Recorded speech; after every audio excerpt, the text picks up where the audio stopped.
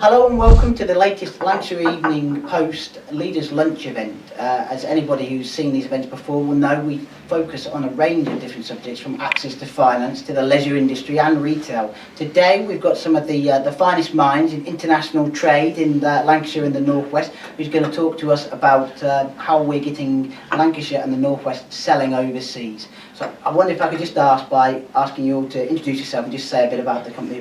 Peter, maybe if I could start with you. Okay, my name is Peter Thompson. I'm the International Division Manager for Preston company Evans Van Adyne. We manufacture cleaning and hygiene chemicals for two market sectors. Firstly, the institutional professional market, which is for human side, hospitals, hotels, contract catering, contract cleaning. And we also manufacture a range of products for biosecurity, for animal health, and we export to 78 countries now, 65 of which are directly from Preston, and the balance come from our licensed overseas plants. My name is John Winard. I make Uncle Joe's Meatballs. I'm Joint Managing Director. We supply about 10 countries with our product, and we're moving more on the export trade. Clive? I'm Clive Drinkwater. I'm the Regional Director for UKTI. UKTI is the government body that's responsible for helping businesses to internationalise and to attract high quality, high value investment to the UK. I've been a civil servant for only a reasonable period of time. Prior to that I was in the private sector. I lived and worked in Asia for quite a number of years, and I've travelled to over 100 countries doing business in quite a lot of them. My name is Diane Davis. I'm an International Business Manager of HSBC in Fulwood in Preston, next door. So my role is very much about helping businesses that import and export, and we work very closely with UKTI. We have lots of companies in Lancashire that we support, and we're always interested in talking to new businesses that want to trade internationally. I'm Gary Markarian. I'm the founder and chairman of Radicom Limited, which is a Lancaster-based company manufacturing secure communication systems and surveillance. As it happened, I'm also a professor at Lancaster University in wireless communications, so the two things work together very nicely. This year we've been awarded the Queen's Award for Excellence in Business for International Enterprise. The reason probably because 80% of our product is for export, and we work very closely with different governments around the world. We sell mainly to the government agencies, and we have two subsidiaries, one Radicom Asia in Singapore, and we have Radicom Russia in Moscow, and this is our route to local markets, how it goes. And we are expanding. We are now thinking of Radicom Americas and Radicom Middle East. Fantastic. That's great. Well, thank you all very much indeed for your time. Well, Clive, maybe if we could start with you. I know this week you've been out and about all over the Northwest, meeting people and speaking to them about international trade. What messages are you picking up from businesses in the region about how we're doing? The key thing that I'm trying to get over is well, there are two things that UKTI has as major objectives. The first is that we don't have as many exporting companies as we could do with. If you look at the percentages of SMEs that export in the UK versus Germany, Italy, France, we don't have as many. It may not be a fair comparison, but we're doing our best to make sure that we highlight the opportunities that just a general exporting has to those. Specifically though, David, this week, I want to talk about high growth markets, and I think there are some things that perhaps I should set on the table. The UK currently exports 50% of its products and services to the EU, and that's great. The EU is a nice, easy market. We have tariff and quota-free access, etc., etc. So there are some really obvious reasons why we should be doing well. But the EU only represents 19% of world GDP and only 7% of world population. And the EU isn't growing. At the moment, the economies of the EU are at best bumping along. And when you then look at our number one individual market being the USA, which isn't, I mean, it's growing now, but hasn't been growing for some time. In the long term, I'm a bit worried that unless we start to look where the high growth is going to come from, we're going to find ourselves in difficulties.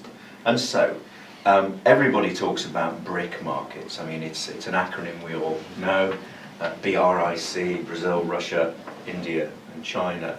What I've been doing this week is launching a bit of my own acronym, the next 4.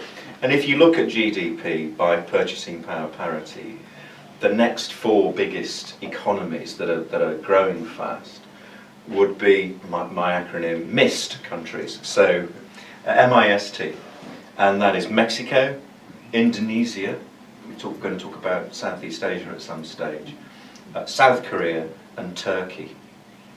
And they're all growing at 4, 5, 6%. They're big economies in their own right. Mexico, for example, as a country, manufactures and exports more than the rest of Latin America put together. Now, a lot of people think of Mexico as being, you know, beaches and tequila or something, but actually it's a really advanced engineering economy with great products. So really, really, really good for us to go to.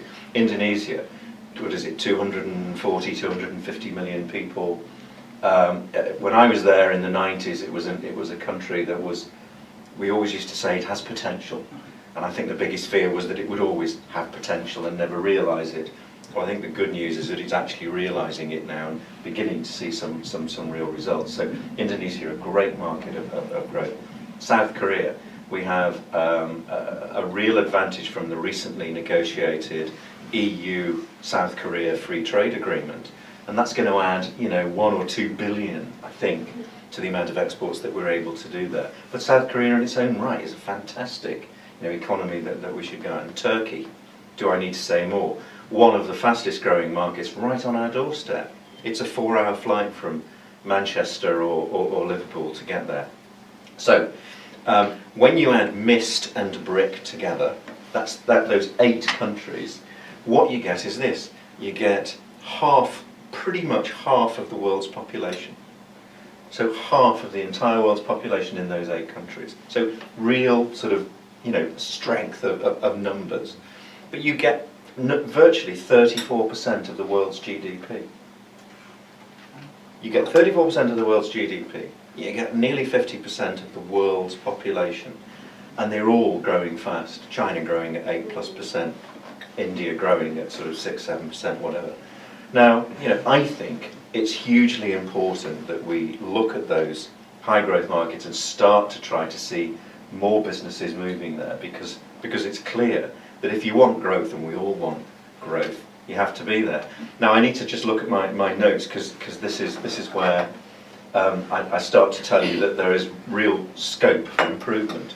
Although the Northwest is doing really well in China, it's just become our 3rd biggest market. And that's great news, and you know, I'm claiming all the credit for that personally, of course. But you know, we've done really, really well, and we've just broken through £2 billion of exports from the Northwest to Greater China. So fantastic success story. But when you start looking at the UK is the 10th biggest exporting nation on earth. But where do we feature in the league table of exporting nations to China? And those 8, I'm going to tell you, because this is where I know we've got room for improvement. Okay? China, we're 28th in the league table of exporting nations. India, we're 22nd. Russia, we're 10th. We're just about punching at our weight in Russia. Brazil, 14th. Mexico, 17th. South Korea, 27th. Indonesia, 24th. Turkey, 12th. So, you know, I think I'm not going to listen to people who say, well, actually, we're doing pretty well. We're doing as well as we could do in these markets. No, we're not. We're absolutely not. And if you want to know the sorts of countries that we're behind in China, this just has to be first on my list. Would you think that we would be behind Oman, Kazakhstan, the Philippines, Italy, Chile, Canada, Angola, Switzerland, Singapore, Iran, South Africa, Thailand, Saudi Arabia, Brazil, Malaysia?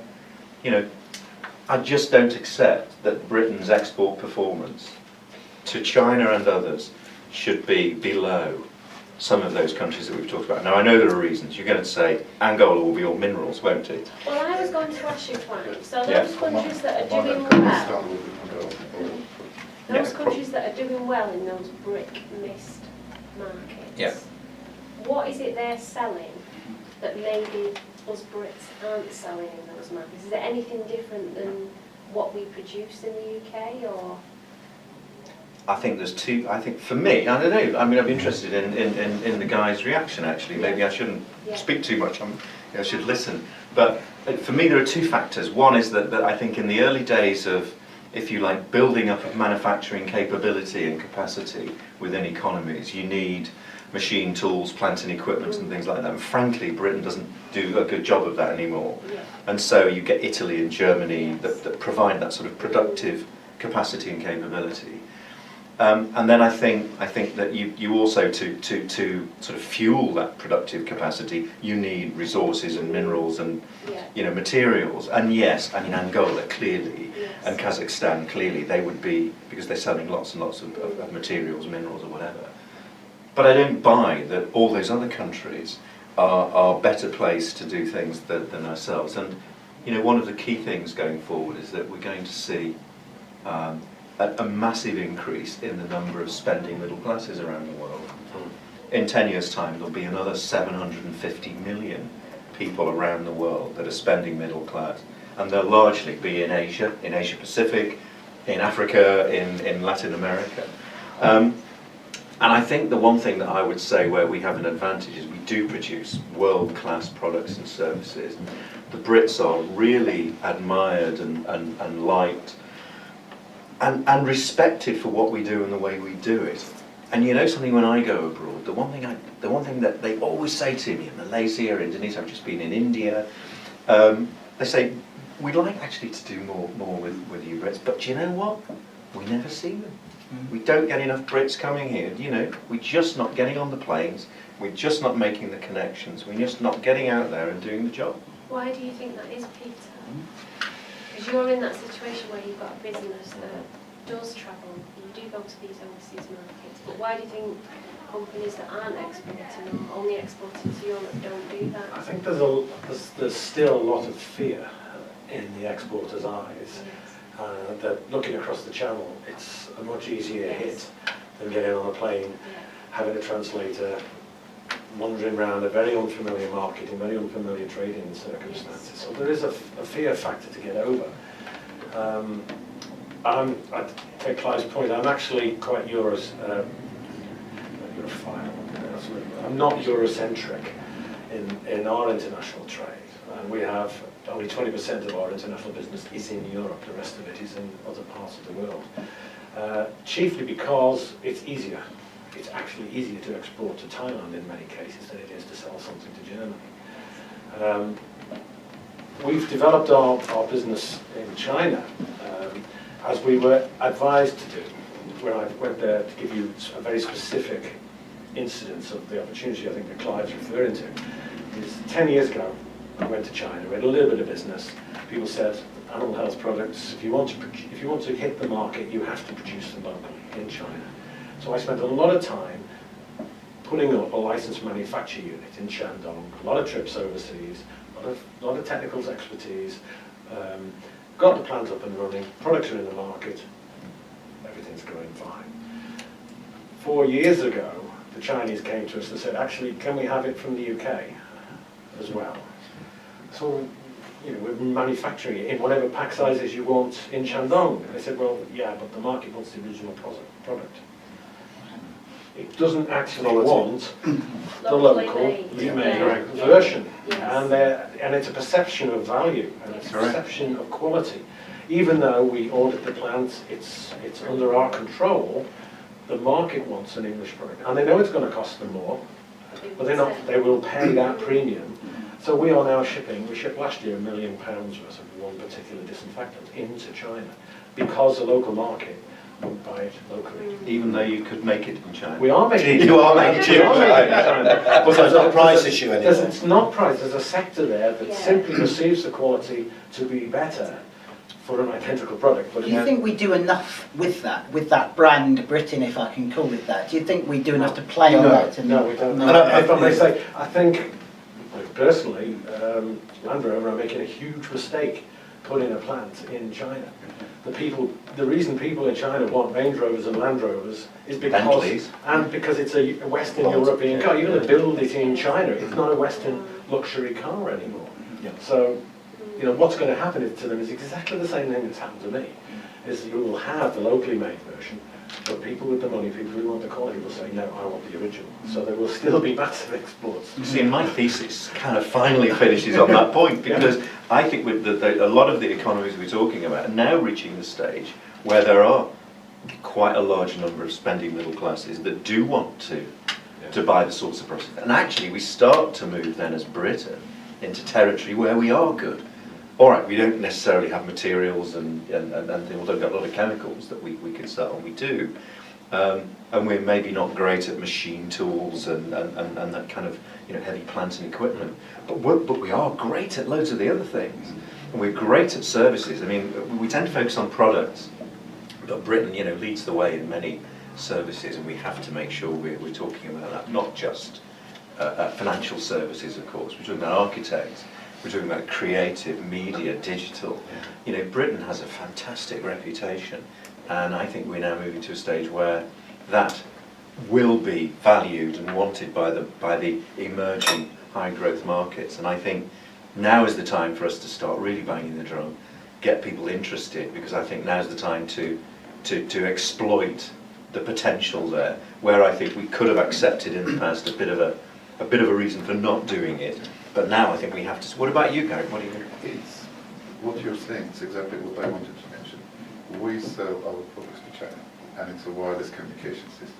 And you know what China is manufacturing wireless communication system for the whole of the world. And a few years ago, we've been invited by one of the partners saying, can we open a joint venture in China and start manufacturing? We started talking, even went to see the local development agency who was offering us a free building to move into. And then somewhere in the middle of it, our partner said, Gary, don't do it, because as soon as you start moving to China, we will ask you to reduce the price of everything. And it's better if we sell your product as a made in the UK. At the moment, we sell our product probably 40-45% higher price than, let's say, alternative product from China. We are better in performance, but not 45%. But it's a good perception. It's a perception. Yeah. It's also the fact what, let's say, the way we work with the local partner who supplies it to the government. And then the fact, let's say, our engineer from the UK will go to China and visit with our partner, the government agency, will provide the training to local people how to use it. Because it's the whole package. It's not only this is the box and it is like 20-40% more expensive. And the fact that it's the UK, it's a literature, and also the fact that our equipment is kind of meeting all the standards, all the regulations, and everything. And what is important in China is the quality of everything, but they know everything with the internet. They know everything, they know every supplier in the world. They are looking for success stories. What helped us a lot, we won the contract to supply our systems to New York Fire Brigade for the World Trade Center, which is the new World Trade Center, which is new. And then as soon as this news came out, all the Lincoln system went to there. It's kind of, Chinese want, we want exactly the same thing. So I would agree what you said is, it's a UK, it's a perception of the quality of the something special that UK brings, but it should be based on some real stories. Right. And maybe having, for them, it's actually quite important. They say, can you bring us, let's say, some references from, not from another Chinese partner. They say, we don't want a reference from Chinese partner. Can you bring reference from the UK, from Europe, or from the United States? If you have business in here, then it's actually quite good to leverage on this success and move into this area. See, I think now is a really good time for British companies to move forward. I did Ciel, the food show in Paris, soon after the Olympic Games, and the Brits are just perceived so up there at the moment by international people. The buyers are coming in and, oh, the Olympic Games were absolutely brilliant, and we're up there, and the royal wedding was really good, and we're just we're just in the right place at the right How do we time. play on that though? How do we really grab the advantage that there is there? What do we have to do to really sell ourselves? I think we've got to shout more about ourselves. I think we're very reserved in Britain, and I think we should be up there waving the flag, Yeah. and people like Clive can help companies develop the export business, and I think that's what we need, is support to get into those markets. I was really happy that Clive engaged the professional community recently and tried to host a lot of professionals in the same room to engage them, to talk to their clients. Because I always feel like there's still this gap in educating companies, that there's so much support out there for them. And I can't tell you how many times I go to see a business and say, do you know UKTI? And they say no. So how do we get Poor Clive. No. I mean, look, I'm single-handedly doing my bit. You know that. How do we get? We need to get better at getting that message out there and sharing. We do. So your success story, John, you've done well. The turnover of your business isn't 10 million. 50 No, million. we're You're a just small company. A small traditional family business who's dipping your toe in But the you're water. exporting to how many And countries? you're exporting. About 10 countries, but Yeah. we've had to reinvent ourselves Yes. because the corner shops have disappeared, Yes. and we were just making sweets in Wigan in Yeah. 1898 and selling locally, Yeah. but now the world's got smaller. Yeah. We can get to China and Japan quite easily, and we're doing trade shows and meeting many people, then you get a feel of what people like in those different countries. I think the Brits are very good at camaraderie and sharing and helping each other. I think as a nation we're good at that. We are. So how do we get Northwest businesses like yours helping other businesses that don't export? How do we get the two together? When I started to work for Evans, which is almost 15 years ago, I realised I needed help in order to take this division from being completely reactive to being proactive. The first thing I did was get involved with UKTI at the very start, and the second thing was to, with another like-minded companies, put together an industry group. Yes. And we picked, as it was at that time, 5 businesses who were similar to ourselves but not competitive, who used the same distributor profiles and who were people that we knew through the industry. And that's now grown to 11 companies. We call it a janitorial product export group. And at the time I was the only one using UKTI, and I held the flag up and I said, guys, this is what you need to do, look at the help I'm getting. Now everybody in that group uses UKTI. They go on trade missions, they use support extensively, and they're all multi-million-pound businesses. So what I'm saying is that a lot of this is actually the industry helping itself. Exactly. Oh, yeah. Clive and his Yeah. resources are limited, They are, and UKTI too, and Yeah. the whole of the Yeah. UK. The industry has to help itself in some Yes. respects. I was able to do this quite successfully, and everybody in the group is very, very committed to UKTI, but it's been word of mouth within Yeah. like-minded businesses, and somehow that's I- possibly one route. What I did, picking up on your theme of, I mean, we unkindly call intermediaries, and I prefer to say partners actually, but you know, for almost every business, and almost every business certainly worth its salt, has a bank, has an accountant, and has a solicitor, don't they? I mean, you know, it's just a kind of fact of life. So if we can reach out to those communities and say to you know, to the accountancy firms, to the banks, you know, and others, Yeah. you must recognise there are some great companies. We all see that. And I was asked, what are the sort of characteristics of a good exporting firm? And you know, you start to sit down and you think, well, they're going to have great products and services. They're going to have really good people. They're going to actually have a real commitment to their people generally. But they're going to have great leadership. They're going to have a commitment to grow. If they've got a plan to grow, I want to see that company. Because if they've got a plan to grow, then you know, exporting has to be a part of that. But I mean, this is going to sound silly, but actually, my experience now of seeing, you know, hundreds of firms, when you go in and see them, you can just kind of smell it and feel it. You know what do you know what I mean? You can I mean, I can't. Well, you can in your company, but you know, you walk through the doors, and there's something about the business you think, with these can export. You know what they've got. Yeah. I don't know what it is, and it sounds silly to say it, but they do. So I think if we can get intermediaries to kind of take that on board and be thinking about the opportunities to get their businesses to export. The second thing I did was, with respect, I haven't properly exported for about 7 years because I've been in this job and I'm regional director. But I've got a lot of experience, but that's a long time ago. So it's a bit, kind of do as I say and not do as I do. So I created last year a group of Northwest Export Champions that were for this year. And we'll tweak that and have another group next year. Are they businesses? Yes. Yes. These are really, I've got about 40 across the whole of the Northwest. The concept is that they champion exporting. When I need speakers at events, people will give up their time to come and talk about their own case study. Who was it who mentioned case studies? It was you, wasn't it, Diane?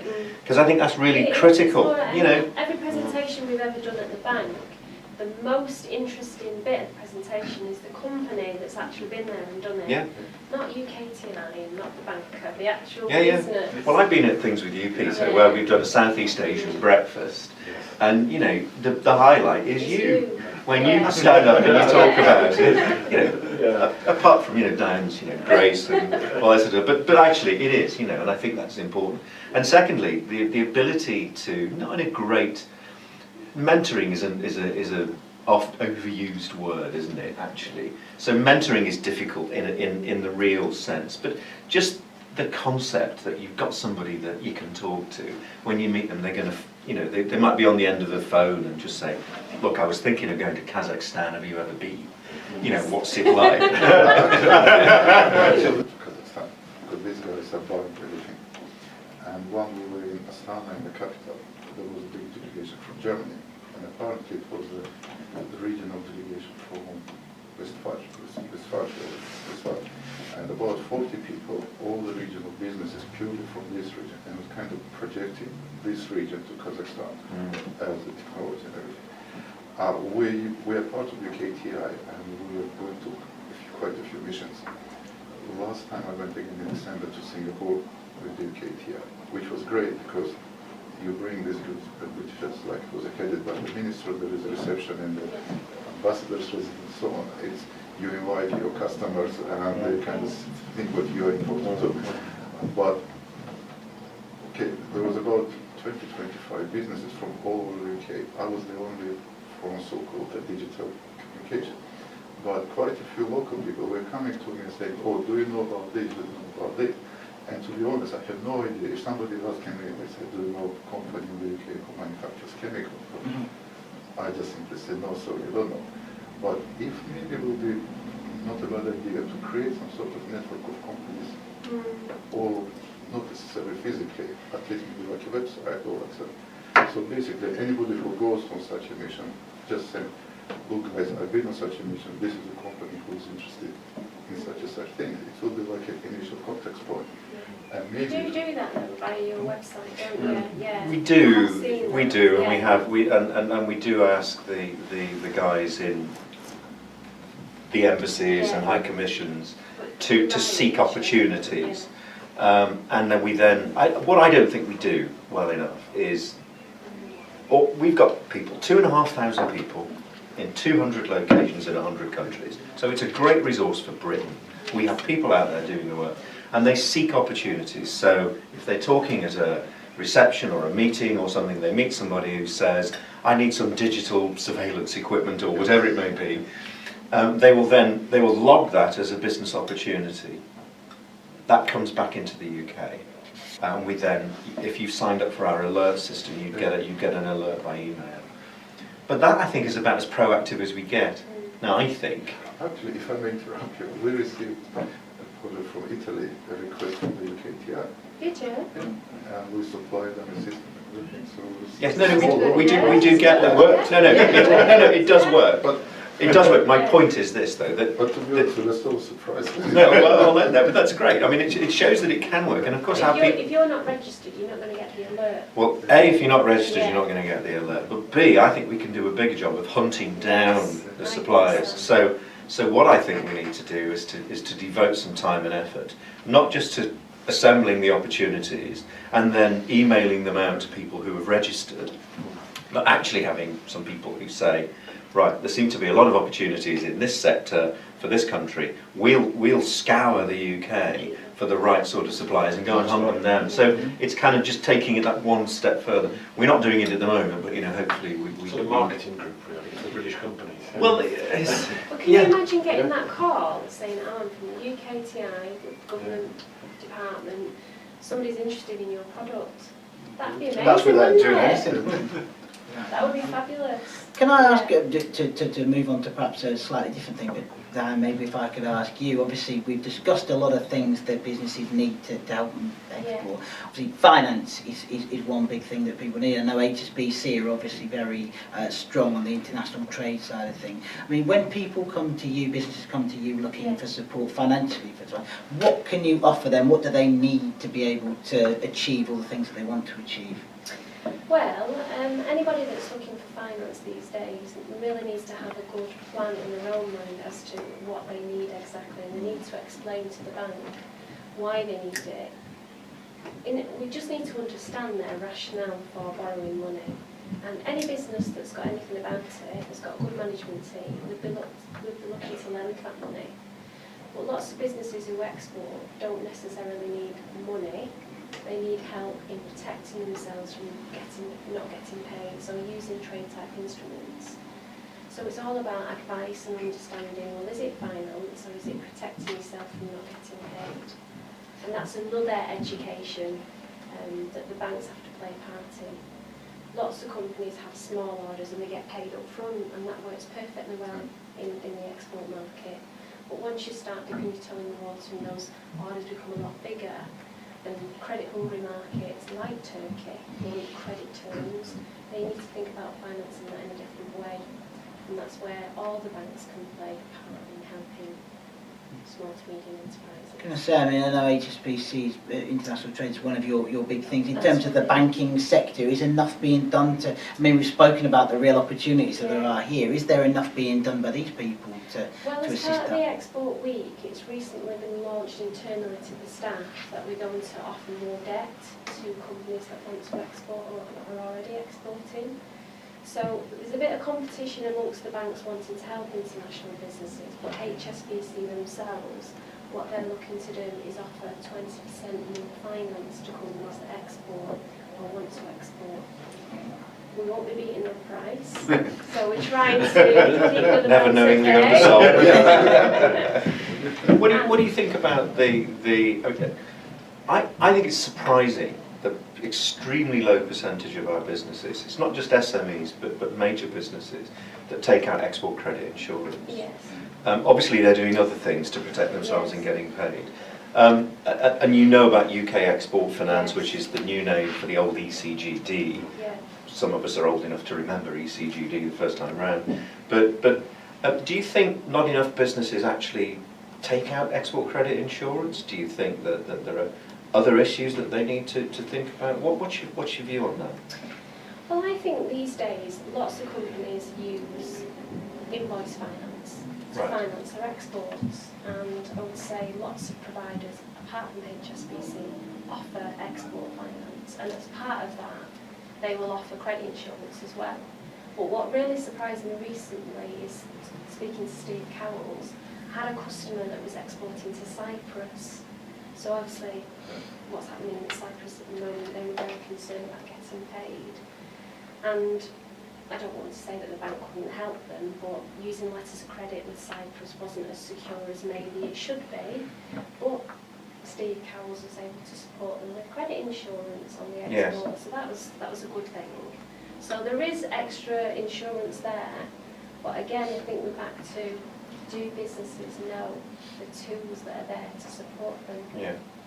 We are, as you know, we have now an advisor in the region that is purely advising on UK export finance products and services. And he's been invaluable to me, I have to say. Excellent. Yeah. I'm delighted. I'm, Yeah. and you know, we're really keen to get the message out. So keen that actually he will not be the only UK export finance advisor that we'll have in the Northwest soon. We are going to have, and maybe another one above that. So we're really, really keen. I mean, the good news is 2 years ago, UK export finance kind of emerged We started to get back into the SME market for the first time since 1980 something, when it was sold by, you know, to actually a Dutch company, wasn't it? NCM, I think, if you remember. And so we're back in that market. I mean, we're not in entirely. You can't take whole book cover out with UK export finance, but in instances like the Cyprus one, we can do single case, short-term credit insurance that can help people out, particularly where they're discounting their invoices, which is critical. What about kind of? I mean, I just still think it's astonishing how few people, as a percentage, take out export credit insurance. Where our European counterparts, many more, are taking out export credit insurance. But that's kind of one thing. What do you do about working capital? Because, I mean, you know, if you export, if it's going to take you a long time to make your product, you know, you start now, there's a lot of working capital to get it made. You've then got to put it on a ship. It's going to be another 6-8 weeks before it gets there, and then they might take, what is it, 3 months or whatever to pay. You're out of money for a very long time. What help is available on export working capital? It all depends on the company, because overdraft is still used as traditional working capital, whether it's import or export or day-to-day funding, and you'll know the services that you use at Evans and what you use at Rincon. Invoice finance is still heavily used on exports, letters of credit, export loans, pre-shipment loans are used, manufacturing loans, so there's a raft of support there from banks, and it's just applying the right solution to the customer's needs. Right. So finance is available. Yeah. I guess some of the feedback that we're wanting to portray to the market is companies are not asking finance. I think they feel like it's not readily available, and a lot of Maybe that's they to don't do, think it is available at the I moment. think a lot of that's to do with the media around bank bashing. Sorry to We're say blaming that. David. It's your fault, David. I've got broad shoulders. But there is money available, and I think businesses need to ask for it. I don't know how you feel. I was going to say, John, Peter, do you think businesses know about this? I think probably not enough. No. I mean, maybe the banks need to shout a bit louder. I think we all need to do, all these companies such as UKTI, the banks, solicitors, accountancy practices, we all need to shout about what's available. The media. Yeah, we do. The media. Yeah, we do. Yeah. And UK Export Finance has a product in working capital as It well does. to help. So I think, you know, I don't know whether you see that. We're beginning to see real traction developing in that, Yeah. so that's good news. I have some positive and some negative feedback around those schemes, if you want me to share that with you. Of course. The feedback I'm receiving from companies that want to access those schemes is that they find them quite complicated, and there's a lot of form filling. Yes. Now, I understand why, but that's the feedback companies are telling me, that they'd like it to be a simpler process, a slicker process. The ladies and gents that I deal with at UK Export Finance are very, very helpful. I just have to pick up the phone and they'll chat to me all day long about small businesses, larger businesses. I think they're invaluable, but I think the companies themselves would like it to be a lot slicker. Yes, and we have heard that message, Yes. and we are reducing the bureaucracy, as you know. Some of the forms, I mean, when we inherited them, some of them were like 28-page forms. And we've reduced that down. Long nights to do that. Yeah. No, we've reduced that, and we are in the process of making that better and more accessible. What do you do about financing your exports? First of all, we try to get prepayment as much as possible. Right, okay. Because we're in exactly the same situation. Usually it's ordering components, manufacturing, shipping, and waiting 62 days for the payment. We are cash rich as a company, so we're sitting on cash reserve, so we have so much struggle. But sometimes we need the extra financing, and we don't go to the bank because probably we don't know everything. I'm It's going to come available. see you. You don't bank with us. That's the buying signal. Well, because we hear all the stories about we know what the finance is available, but the terms and conditions which are attached, this is something what is worrying, because we know that the bank is happy to give you a loan or the overdraft, but will ask, let's say, a collateral, like your house or something behind it, and then this is, I'm already risking of exporting. Yes.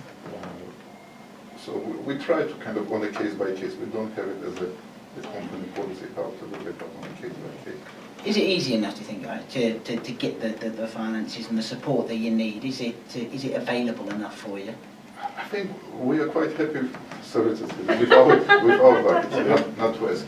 We build a good. That's where I used to work. Yeah, we build a good relations with them because even though we're small, but because of the top level position and everything, we have a dedicated like a manager from the bank working with us. She visits us maybe once every 2 months and so on. Every problem one thing we can see actually is predicted. Let's put it this way. Of yourself, Of course, John, they are difficult. Yeah, my feeling is that it depends on the product or the service that you supply. With me, with confectionery, we kind of build up relationships with customers. So that the same as we do in the UK, we pro forma at the beginning. So then over a period of time, once they've proven themselves or we get to know them and they know us, then we'll give credit. But at the beginning, but of course our product's relatively quite cheap, whereas if you're doing a £1 million plant in another country, then you know it's a different thing again. And if you've got lots of components to go into something, then you've got to finance that. Whereas with ourselves, relatively small orders at the beginning. If we get to Asda Walmart, then you know you kind of. But the same, you don't know what the company's going to be like in the future. So it's just working with the Sometimes relationship. as an exporter, it's easy to underestimate the power you have over your potential customer. We just say, as you just said, pro forma, new customers, early part of the relationship, secured payment, you know, with credit terms once the relationship's established. That's all there is to it. You know, and everyone seems to accept that. We really don't have a problem with payments or I credit think where insurance. companies Never do give struggle. credit with the first order. No. Absolutely. I did it once. I was in Tanzania, which is a really stupid thing. Did you ever get paid? But no. There's There's a a couple of lesson patterns there, of a train cleaner. I think where manufacturing companies struggle, so the likes of businesses in the northwest that make machinery, big lumpy pieces of kit, have got big contracts. Where they receive such big orders, certain markets like the Middle East, you'll know, Peter, they want those contracts supported by bonds and guarantees. Yes. Now, bonds and guarantees can be costly, but they require bank support. And depending on the level of the guarantee, that support can be quite substantial, and the bank looks for security. And that's where some businesses struggle. Whereas I'm under the impression, and you can tell me if I'm right, Clive, that German businesses have more support in terms of guarantee raising than UK businesses. That's the feedback that I'm getting. Well, we have a scheme. So UK Export Finance has come out with a bond support scheme, which was the one that used to have a 28-page application form, and it's now much simpler. But you know, it's beginning to work, and I think you know we are seeing you know uptake of that. You don't exactly compare apples with apples if you compare our situation with Germany or with the Netherlands or whatever.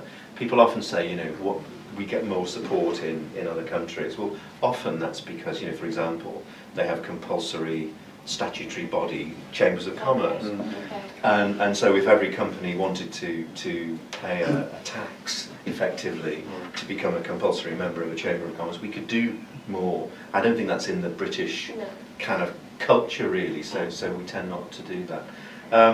But you know, I think it's an evolving situation. We have a great minister, Lord Green, used to be the chairman of your august bank, and came in with all the sort of experience and knowledge of the whole financial sector that he does, and he's made serious changes to ECGD or UK Export Finance, and it's a moving feast. We are moving and changing and adapting, and you know I hope we will get to a much better position. We're certainly much better now than we were 2 years ago, and we're certainly much better than we were 3 or 4 years ago because it was non-existent. So we're moving in the right general direction. Can I just move slightly on the subject? Because when I ask about what are the barriers, what you know, business, what is it that you really find the difficulty? Always they talk about language and culture, and the second thing they talk about, and all this foreign currency stuff, you know, and having to deal in euros and dollars and yen and whatever. how do you, I'm looking at a banker again to talk about this, but how should businesses play the foreign currency game? Oh, don't say that, play the foreign currency. Well, I can tell you our typical scenario. Let's say we get order from a country outside European Union. They will prepay 50% of the order. Most likely this will be paid in dollars. But most of our suppliers are in the UK, specifically the northwest. Okay, yeah. Let's say the people who build enclosures for us, so we have to pay them in pounds. Still, yeah. So the first issue, the dollars from the dollar account to pay to the pound account. And of course, the bank wants to make a profit from this, and of course we want to minimize this. So we're trying to find a good compromise. The banks have the different schemes, how this can be done. So that's one of the issues for all this. How do you deal with it? We try and keep currency transactions down to the minimum. Our pricing is ex-works globally, and it's in pounds. And if somebody wants to pay in dollars, that's fine, but it's priced, it's converted at the exchange Sort of rate. spot. Yeah. Does that cause We're a the problem? same, yeah. Does that cause a problem with anyone? or- Not really, no. I think, as we said before, that if people want your product and it's good enough, then they will accept your terms. And it's also important to pick the right partner. Yeah. The distributor at the other end has to be of the right size and abilities to handle your products, and usually if they are, they'll accept your terms, because that's what it costs to deal with the British company. It's not with, I think by demanding ex-works and terms and pricing, it's not working against you. You're just saying these are the rules that Evans Van I work with. And the customer will say, well, okay. Very occasionally we'll get a demand. Very occasionally someone will say, no, I want you to send me a pricing in dollars, a CIF price in dollars, or something like this, or euros. Very occasionally, but we avoid it wherever possible. Yeah. We keep it as simple as we can. Never play the arbitrage game, so to speak. No. I think it's just, it's never, in foreign currency terms, there's only one winner. It would probably, well. You can just get in such a mess and it takes time to manage that amount This of is to do with currency exposure on imports and exports, and several different Yes. currencies at the same time. But that's where the banks really need to work with their customers to give them the right advice. Yeah. And I'm not a currency dealer, and it baffles me, and I don't have a crystal ball. Oh, we don't know. We don't know the products. Can I ask a slightly political question? When I was, everyone looks around. When I was coming in the car, and I'm sure you'll all have heard it on the television, the radio, the issue of Europe, and I know Clive's mentioned Europe with regards to this year. At the moment, in particular, we hear so many politicians talking about our relationship with Europe and what relationship we should have with them. And the argument that they always use for it is an economic one. And they say that the economy is such an important part of Europe that that's why we need to do something or not do something. Now I won't ask Clive because I know he's a government man, but from a business perspective, Peter, when you hear all these things, what goes through your mind in regards to, do you hear these people and think, well, they've not got a clue how a business works with Europe or doesn't work with Europe, or what's Well, I your could only give you my slant, which is based on our business. Dealing in Europe is heavily bound by regulatory requirements. Now, being in the EU or being outside the EU is irrelevant, because we've still got to pass that hurdle if we want to trade in Europe. So what's the point of being in the EU, you can argue, because we select the market we want to do, we meet the requirements to enter that market, and we fulfill them. There's a lot more to it than that. As I say, there's only 20% of our export business is European, and that's really an entry cost, and the time involved. It's hugely difficult for some of our products to regulations in Europe.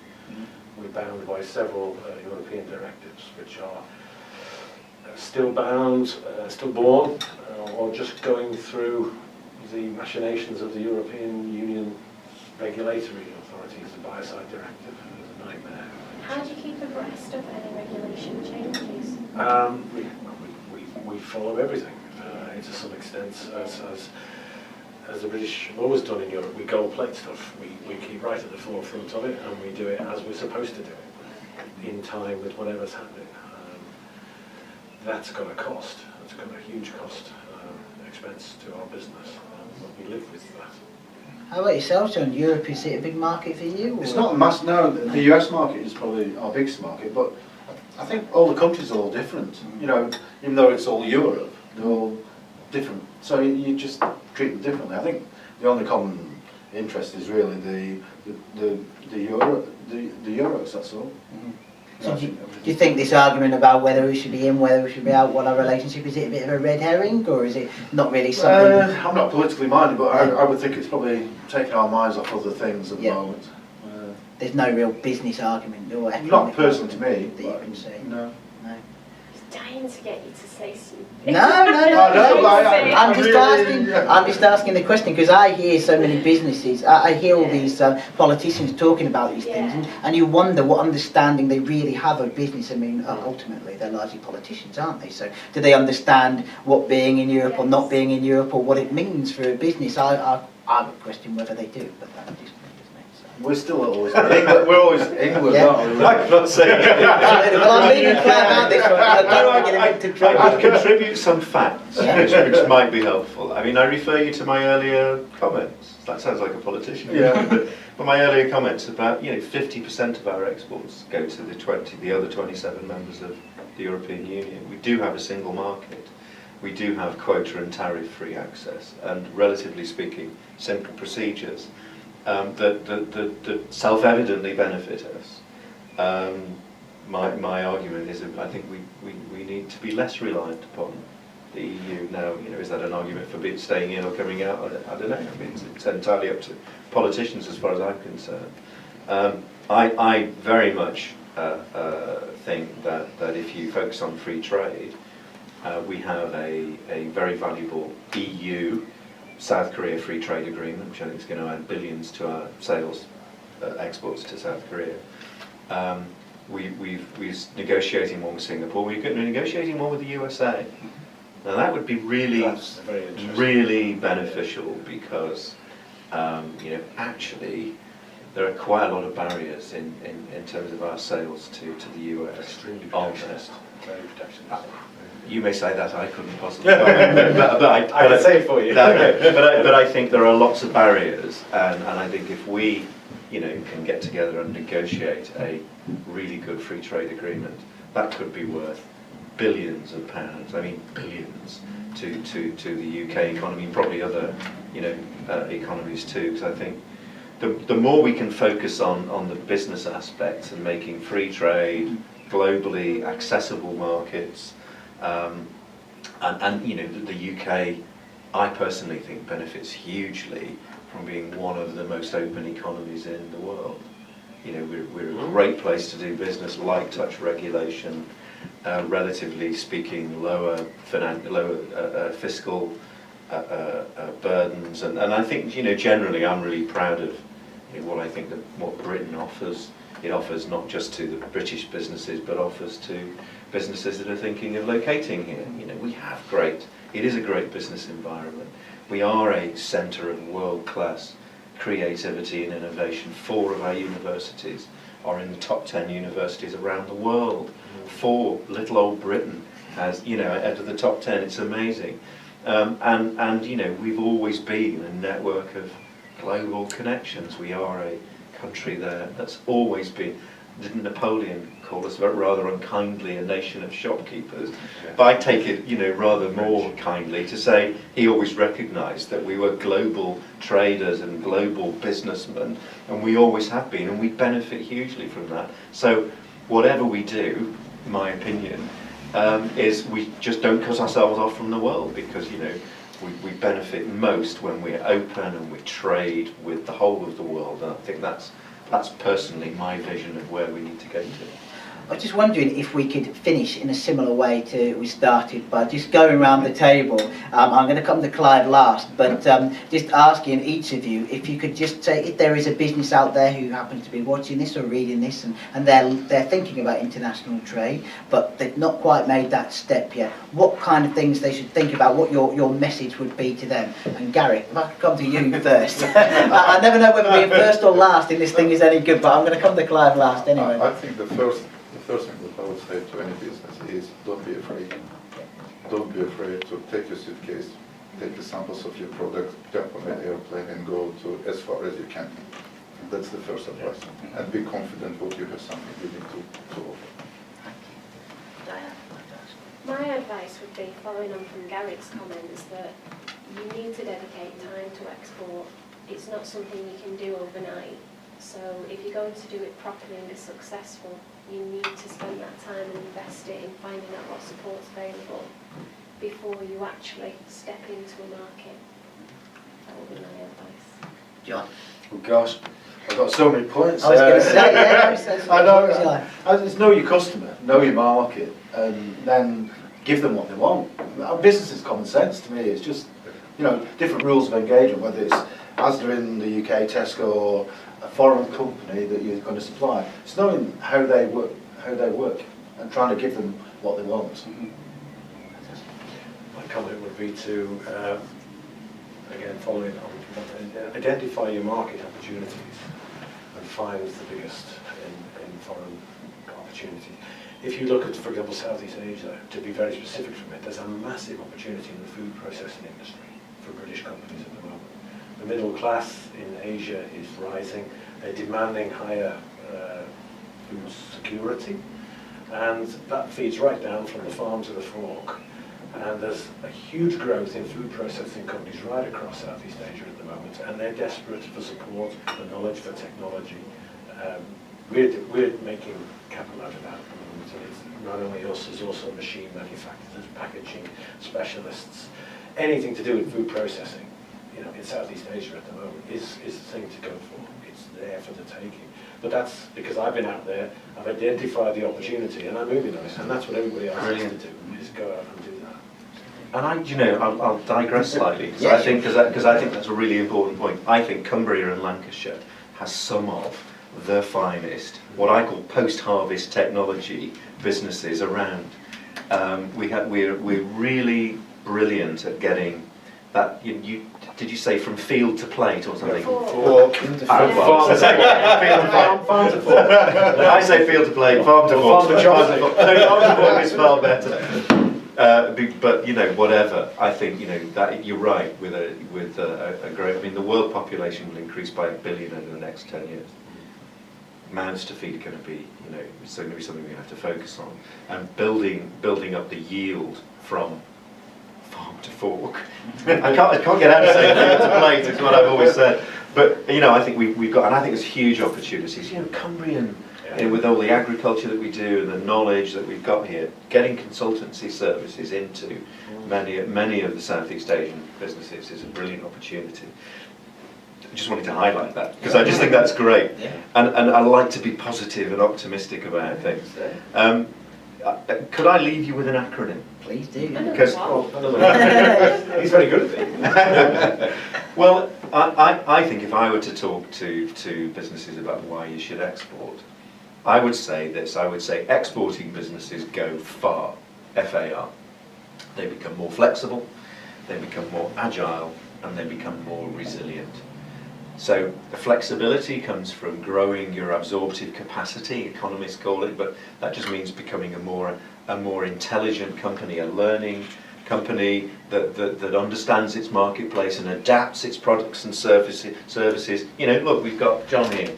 He brought in for us a packet of Uncle Joe's mint balls that's specifically produced for Japan, and to get into the Japanese market, what did you have to do?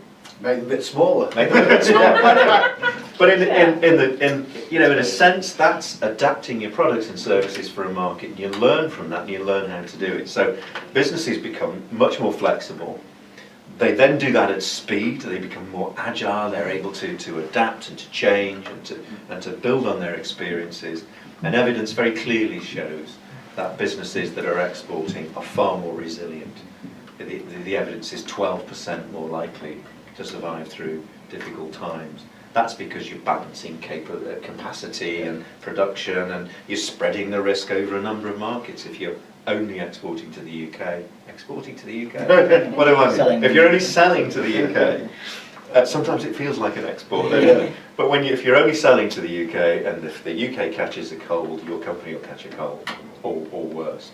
But if you've got a few markets to go out, you can balance out the risk. So I think if people, businesses out there are considering getting into exporting, remember, exporting firms go far. You increase your flexibility, increase your agility, you increase your resilience, and finally, for me, the best news is that exporting firms use all of that and grow their home sales as well, because they just become better at what they do. Okay. That's wonderful. Well, on that note, very positive note, thank you very much, Clive, and thank you all for your time today, and that brings us to an end. Thanks very much. Thank Thank you. you.